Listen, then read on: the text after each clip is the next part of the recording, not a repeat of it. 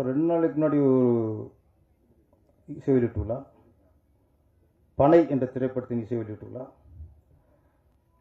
அதில் இந்த இயக்குனர் சொன்னார், இந்த படத்திற்கு தலைப்பு வைத்தது கவி பேரரசு அவர் தான் அப்படின்னாரு.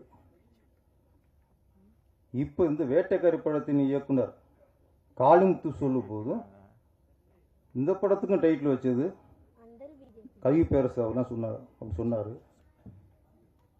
அப்போ நேற்று அன்றைக்கி சொன்னார்ல, தலைப்புலாம் தமிழில் வேண்டும் என்று சொன்னார்ல, அப்போ ரொம்ப கவனமாக இருக்கார்.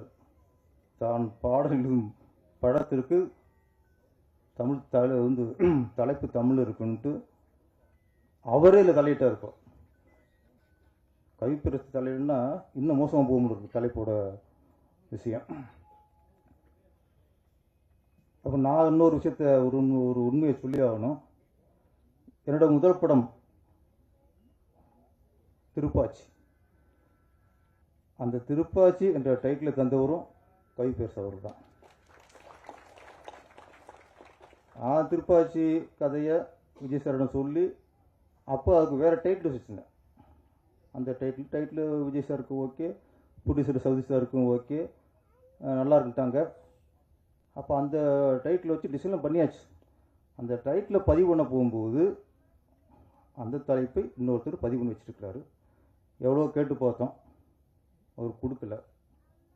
சரி ஓகே, என்னடா ஹீரோவுக்கு பிடிச்சி போச்சு, ப்ரொடியூசருக்கு பிடிச்சி போச்சு, திருப்பி டைட்டில் யோசிப்போம்ட்டு ஒரு 100-150 டைட்டில் யோசிச்சிருப்போம். ஒரு வாரமாக அவ்வளோ டைட்டில் யோசிச்சிட்டோம். ஒன்றும் எனக்கு திருப்தியாக வரல.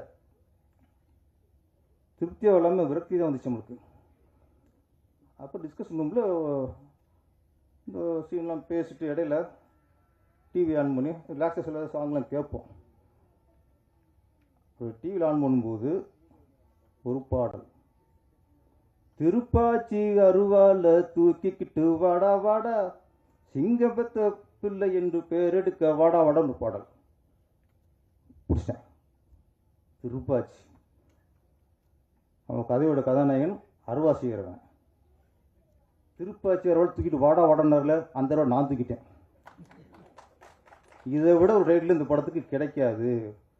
ஏன்னா அருவாளுக்கு ஃபேமஸ் தமிழ்நாட்டிலே திருப்பாச்சி தான். நம்ம ஹீரோ அருவாவை செய்கிறவன். கரெக்டாக பிடிச்சி மறுநாளே போய் விஜய் சார் சொன்னேன். சூப்பர்ன்ட்டார். அதை விட நல்லா இருக்குன்ட்டார். சவுதி சாருக்கும் பிடிச்சி போச்சு. அப்படி திருப்பாச்சி டைட்டிலையும் இந்த அருவாளையும் கொடுத்தவர் எங்கள் கவி பேரரசு அவர் தான்.